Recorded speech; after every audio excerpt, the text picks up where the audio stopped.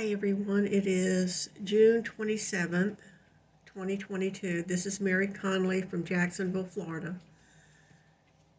I'm going to give an account that happened to a friend of mine and myself when we were in our 12 going on 13 years of age in Jacksonville, Florida.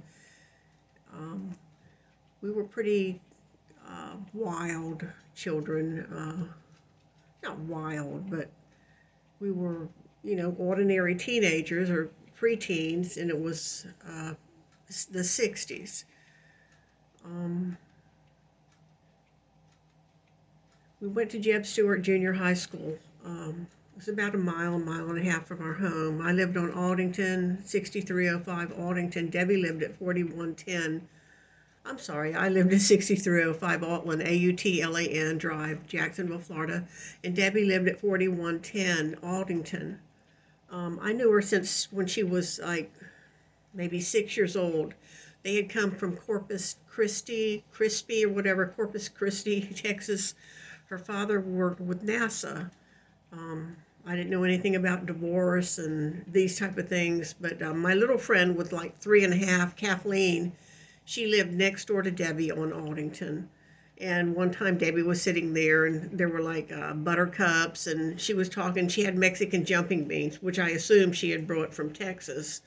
And then I met her and we became friends for maybe a decade, from 6 to maybe 16. Anyway, we were always trying to get into school ahead of time because there was, I don't know why, paint a room, whatever. Anyway,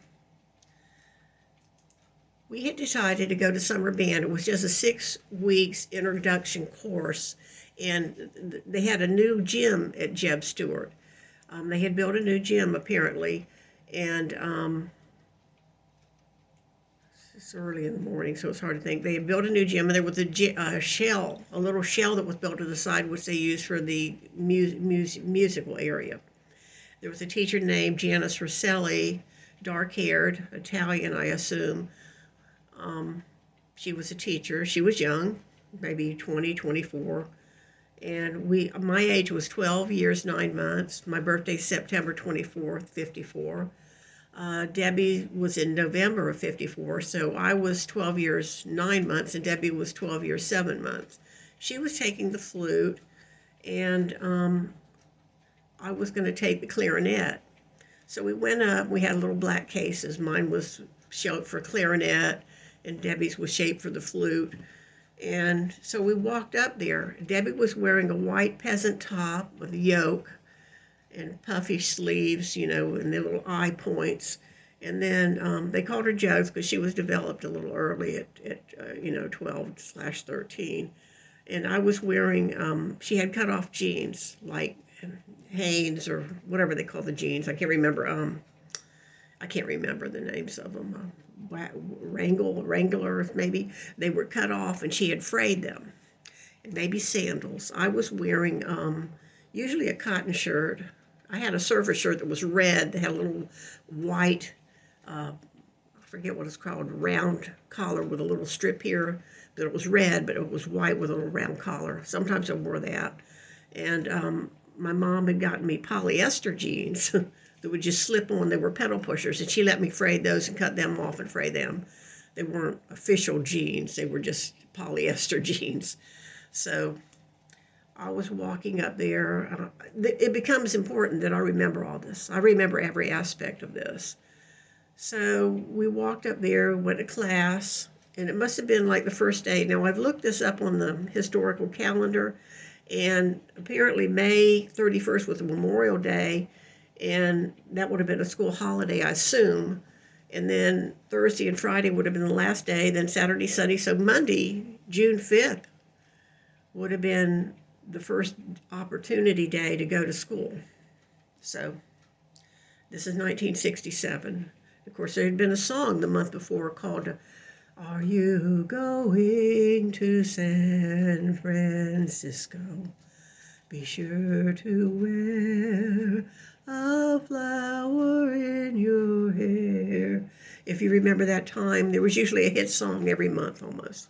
That became a very prominent hit song. And I was attuned to the news. There was a war going on, escalating in Vietnam. There was just all kind of things. Summer was beginning. So we went up there. It's a little red brick school shaped like a wagon wheel. And the backside is the gym and the shell. In the front are pine trees, because that's what we have here, white sand and palm trees. And kind of Georgia country kind of place, So we walked up there, and we went to school, and it was over, and I wanted to go home. And apparently the schools were over at noon. So the school class must have been from 9 to 12 or something, 2 hours maybe. I guess that's a limit. So we were walking home, and in front of the school is a baseball field. And it had a fence, to protect people from getting hurt from balls. And then there were aluminum bleachers, the same as they have now, the same as they had then 55 years ago. Debbie decided to sit on the bleachers, and she must have seen a movie the night before, because she was doing some histrionic thing and doing stuff with her hands and looking the other way, and I wanted to go home. It's summertime, maybe we can go to the pool, maybe I can just be with my mom, we're going to make something for dinner, it's just, I wanted to be home. It's cooler, it's nicer, I'll go home and start summer. And so, for some reason, I told her, I said, I'll pretend to hitchhike. Well, there's a little baseball road that circles of baseball. It kind of curves around it. So there's a little curve in the road, and a smaller than regular curve. Even today, it's smaller than regular. You see a curve, it's like this. Well, this was like this. It was just a small curve, maybe 3 inches. And I went across over there, and I pretended to hitchhike, which was very abnormal for me. It must have been something I saw on the news. So I'm standing there, and in my mind, I think, well, if one of the older boys from the neighborhood comes, excuse me, I'm just got up, sinuses, but anyway, I said, well, maybe if some boy from the school, like Craig Faven, Greg Powers, Steve Howard, the older Wills boy, I don't know why the Parkers would be there, because they were Catholic, they went to a parochial school, but I thought, well, if one of these older boys comes by, and we know him, we can get a ride, or maybe Miss Wills. But otherwise, we were going to get in trouble for doing something like hitchhiking. We would have gotten in trouble. So it was just all pretend. Just like she had seen a movie and was acting like a diva, I was going to act like somebody, like, oh, I'll get the star car. So I went over there, 12 and a half, 12.9. And the old muscle cars go by, like Comets that were blue, sky blue and pale blue. I think there might have been a Chevy Safari wagon, because it looked like a cigar to me. And then, that's the kind of cars people had, especially teenage boys. There were V8s, muscle cars. And, there was a basketball hoop was on one of the pine trees. So sometimes they would play in that little parking area. So anyways, the cars were going by. And then a car went by that was olive green and had fishtails, which you don't have them nowadays, but like an Oldsmobile with fishtails. Well, Mr. Mock was a mechanic. He lived across the street from Debbie, Sylvia, Cheryl. I don't know. There were 3 daughters. And he had won an olive green Oldsmobile, because he had a mechanic shop, and he would fill in all these Pennzoil things, apparently, and he won the car. And they had that Oldsmobile. When I saw it go by, I said, oh, Miss Mock was real strict, and I said, we're going to get in big trouble. So I started to walk back across to the baseball bleachers. And all of a sudden, this red Volkswagen came. Wasn't typical for Florida. Wasn't typical for Jacksonville. Wasn't typical in 1967. I don't care what they say, it wasn't typical for here. And it hopped a little curve, and there was a mound of red clay outside of the baseball field, which must have been extra clay. And Debbie was sitting in the bleachers, and all of a sudden she started talking to this guy in the red Volkswagen who appeared to be 20 to 22. I always said he looked like he was 20 to 22, maybe a Navy guy, because we weren't far from the naval base. So we weren't far from the Navy base. So anyway, I walk up, I'm on the passenger rear side. There's red chrome. As I'm walking across the street, there was what appeared to me to be a white tag with black lettering. Of course, it was a bright sunny day, and it was on the back of a red Volkswagen, and we're surrounded by green. So it appeared to be black lettering. But I've looked at the Pennsylvania tags, I've looked at the Florida tags, and I've looked at the Washington. I should have looked at California too. we had an odd color tag that year. I'd call it trash can green with yellow. That was a color. Philadelphia was, I think, orange and brown, sort of like New York today. And then Washington State was a really dark green, no other stuff. In 1967, so they didn't have like these little extra things on them. It had a black border. My mom had always said a black border means death. If you see an obituary in the newspaper and it had a black thing like JFK died, it had a black border around it. So that news article is going to be about somebody dying. Anyway, so I remember this. These things became embedded in my mind for something, maybe because I was 12 and a half and I was becoming a certain age for a woman. I don't know. Anyway, I walked up. Debbie's talking to the guy. He had a large mole. He wasn't wearing a shirt. As a matter of fact, when he was riding by, because it must have been right in front of me, I said, "Hey, naked," because he wasn't wearing a shirt. And he jumped the curb, and Debbie's talking to him, leaning over the passenger side and sometimes the driver's side, and I stood to the rear passenger side. And she talks. I couldn't hear what they were saying because it was real low. And I said, oh, this is how people flirt. But I'm thinking, she's only 12 and a half. She should be flirting with a 20-year-old guy. But she's talking to him and leaning in and talking to him. Whoops. And so, I don't know why these are on. I'm already up. Turn this off. Okay. So anyway, I got two. I always had a quartz. Anyway, that was from working years. And you don't have to worry about electricity, and you have two of them. So if one battery goes out during the night, you have another one. Anyway. I'm 67 at this time. Anyway, the seats were black naugahyde, and she said, "Get in." And I said, "No." I said, it's just pretend, Debbie, it's just pretend. And she said, "Get in." And then I waited a second, and then there was a seat, a black naugahyde seat, and there was the thing that looked like a little ceramic white acorn-looking, concave, I guess, thing that you push forward, and the seat leaned forward. And I thought for a minute, and I said, well, she's going to go with him. I can't let her go alone. It's not very far from the house, and whatever's going to happen. So I got in the back, and Debbie got in the front. And there were books in the back. There was like a little stack of books. And one of them was black and looked like a Bible. There was also a polo, a pale yellow polo, that had something embroidered over one of the chests. Well, my dad didn't wear golf shirts. I would call it a golf shirt. Now I know it's a polo because the little collar was ribbed, ribbed collar. He wasn't wearing a shirt, and he had tan shorts on, like dress shorts, like golf shorts, dress shorts. And I can't remember the shoes, but I think they may have been loafers. I'm not sure. And he had a sharp haircut. If you ever seen Leave It to Beaver, it's cut here around the ears and straight across the back. But his hair was very, very thick. We had a senator representative called Tilly Fowler, called Helmet Head, because he had thick hair like Maud. I mean, it was thick, wavy. As you can see, my haircut, my mom had kind of thick hair. She was from Philadelphia. So anyway, my name is Mary Louise Conley, so I don't know if I said that.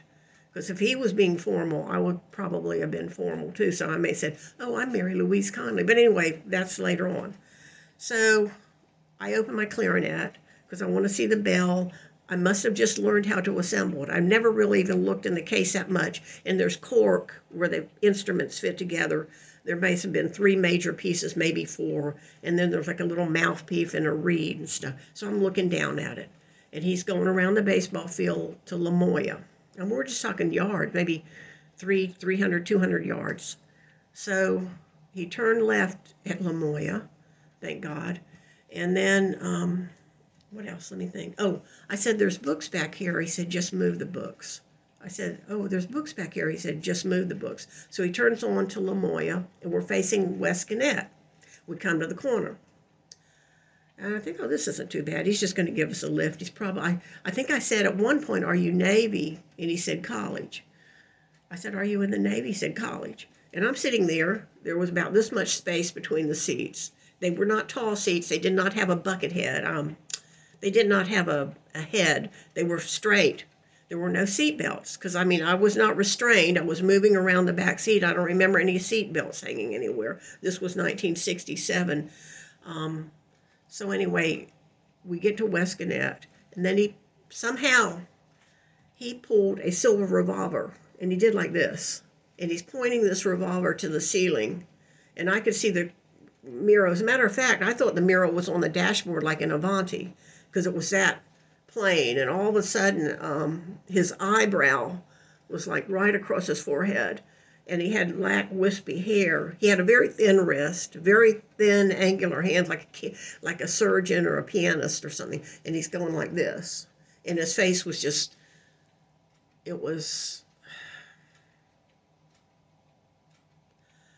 his eyes were hollow. There was nothing behind his eyes. He was like a robot. I wouldn't say it was like a shark, because a shark's an animal. This was something otherworldly. It was like looking, the way I describe it is if you look at a Gothic church at night and the windows, and there's nothing behind the windows. There was nothing there. And I don't know, because I saw the Matchstick Girl, or I'd seen Madam X, or I'd seen I don't know what I'd seen. But I knew, oh my God, I looked at Debbie. She'd quit talking. She had a page. She looked kind of like Karen Campbell. Her haircut, that high school picture, that's the way her hair had been cut. My mom, since we were just 12, I wasn't dyeing, but Debbie's hair was sienna.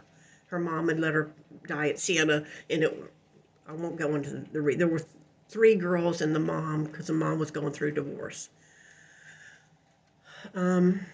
So I said, "What is your name?" And he said, "Theodore." And I said, "What is your last name?" And he said, "Bundy." And then I don't know what I said, my name. Then I might have said Mary Louise Conley, and this is Debbie Hogue. I don't know if I did that. I can't say what I did.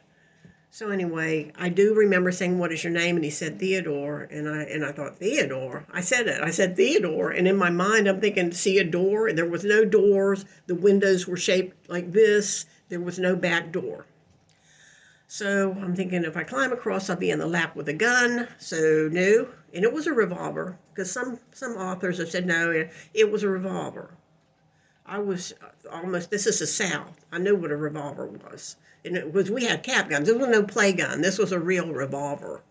And he's like, I couldn't even see the handle, because I can't tell you, but I think the handle was just plain silver with like sketched on handle, not a leather handle or a wooden handle. It was just sketched on, like a police or military gun. And if I had anything, there's a Model 21 Smith & Wesson that I looked up, because it was pretty long. As a matter of fact, I followed it up to the ceiling, and the ceiling was white with little peg holes. I remember this, because the ceiling was white with little peg holes. It was a bright red Volkswagen. It had a stick shift. Now, because it had a stick shift, and because other people, at first the students leave, and then administrators, and then the teachers leave at a certain point. So people were still leaving. So it might have been kind of busy in that little 2-lane road. And he had a stick shift, and he had to turn right. Either way, he still had to turn right. And I just started talking to him. I said, "Debbie's father's an admiral at NASA." He wasn't an admiral. He was a commander, I guess. But I said, "Debbie's father's an admiral at NASA. You ought to meet Vicki and Gina, Debbie's sister. They're so pretty, and they're already out on their own, And I just talking like that. I just talked. I just kept talking. I said, "You ought to meet, if you're looking for girls, you ought to go up to the high school." I remember those 3 parts. And I just talked the whole way down West Gannett and over to Harlow. And somehow or another, he came back. And Debbie started talking too. She got into that, because it was like bringing back from wherever he's gone. And because it was a stick shift, he must have laid the gun down his lap. I don't know what he did with the gun. It was a pretty big-ass gun. Anyway, his hair was real thick. He had a mole somewhere on him. I can't say where. Oh, and then, like Debbie Harry, there was this terrible odor. Right about that time, when the gun was displayed, there was this odor. And all I can describe it as sweet, crappy hobo stink. Have you ever gotten on a bus or a subway or walked by a park bench, and somebody who has been homeless for a while, they have kind of a gamey, no, I'm not going to say gamey, that sounds, it's more of a sweet, crappy hobos think, where they have not bathed, and you can smell a little poo, you can smell sweat. It's disgusting, right? So that was the odor I smelled for a moment. And I'm thinking, okay. Or maybe when I picked up that T-shirt, I think part of the reason he went off into the Twilight Zone is because I touched his books and I touched that T-shirt. Well, I didn't want to step on that. Excuse me, it was a polo. I didn't want to step on that golf shirt, so I had moved it out of the way. It's a very tight squeeze in the back, even for a 4'9" girl. It was a little squeezy in there. So anyway, after we kept talking, he went down Westconnett, which is only like a quarter mile, I guess. It goes down. It's one of the few places that goes down. There's, now there's a ViStar credit union and different things. He dropped us off at a red brick Texaco station. Still a Texaco station there, but it was a red brick one at the time. I remember because it had a little arch and a Coke machine, soda machine, and it had that old type where you put your money in and you can pull it out. You put your money in, you pick the drink you're going to drink, like grape knee-high, and you pulled it out. So I remember that. It was on the corner. But he didn't park exactly on the plaza. He parked part of the sidewalk, and he was facing down Harlow. He wasn't, he was facing down Harlow, partly on the parking lot, and Debbie got out. And she's continuing to talk and lean in and talk, and I'm thinking, please, in the name of God, open the latch so I can step out. Please, in the name of... So she, hello, and she opened the latch, and I stepped out, and I said, oh, thank God. Because I knew there was a man named Gene that worked in the 7-Eleven behind the gas station. It's kind of right behind the gas station. It's Carol's Meat Market now, but it used to be a 7-Eleven. And there's a man that worked for Gate, and he also worked for John Payton, the former mayor at Gate, till he was 84 years old. Just within the last 3 or 4 years, he retired or had a stroke or something. So he was working at the Gate station over on San Juan. And the same guy, in his 80s, all right? So I knew he was there. If nothing else, we could run over there with a phone, and there was a man in his 20s, a different type of man. So this nice-looking guy, he took the Volkswagen like this, and he turned around and got back on Harlow to the light at Blanding, US 21, and he headed towards town. Now, if you say he was south, I would have said he's going downtown, which is downtown is south, right? But no, it's north. But anyway, he was headed towards town. Now, it's come to my light that right beyond the tree line, okay, here's Lamoille and here's Westconnett, right? Here's Lamoille and here's Westconnett.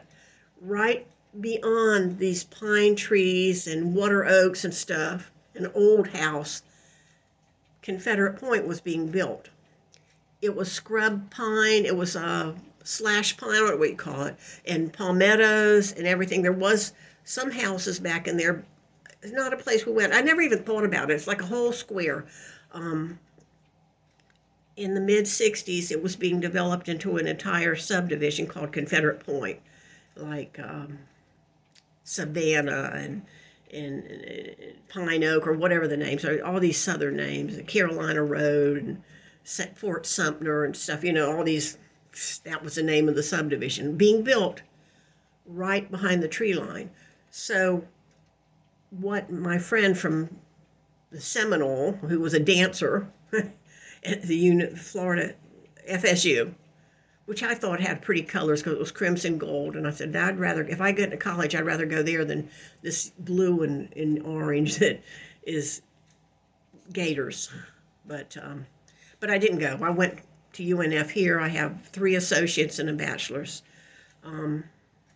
There's reasons Debbie didn't talk. Recently, her husband passed away, and he was prestigious. He was a biochemist. He had his own business. He was of Italian descent, middle class. She was middle class, but I'm not going to go on that. If I do go into that, it'll all be part 2. But anyway, she didn't want to tell. We went home. We walked home, and the whole time we went together.